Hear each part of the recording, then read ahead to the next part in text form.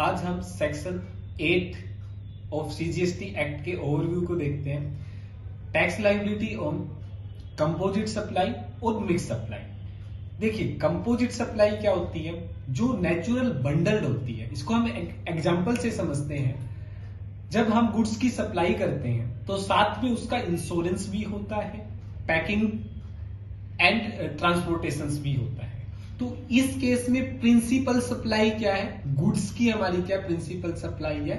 तो tax liability क्या आएगी? जो हमारी प्रिंसिपल सप्लाई की टैक्स रेट होगी वही इस पे हम टैक्स रेट एप्लीकेबल करेंगे। सेकंड एग्जांपल से कंपोजिट सप्लाई को समझे। मान लो कि हमने एक लैपटॉप परचेज किया और लैपटॉप के साथ हमने बैग भी लिया, तो ये क्या एक कंपोजिट सप्लाई है। जैसे चार्जर लिया, ये क्या एक नेचुरल बंडल्ड है।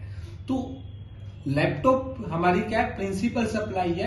सपोज करो लैपटॉप पे टैक्स रेट है 28% और बैग पे टैक्स रेट है 12%। तो यहाँ पे प्रिंसिपल सप्लाई की टैक्स रेट जो होगी वो ही एप्लीकेबल होगी। ऐसे क्या होता है? मिक्स सप्लाई होती है।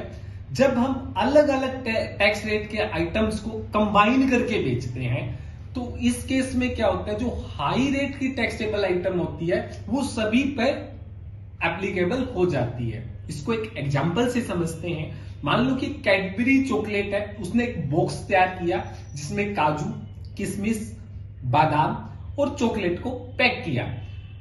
हम एग्जांपल से समझते हैं कि टैक्स रेट चॉकलेट पे कितना है? 12% है।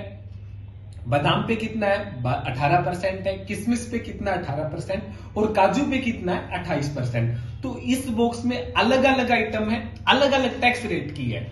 तो अब बॉक्स एक है तो जो हाई टैक्स रेट की आइटम होगी वो पूरे बॉक्स पे वही एप्लीकेबल होगी। तो इस केस में उस बॉक्स पे टैक्स रेट क्या एप्लीकेबल होगा? 28%।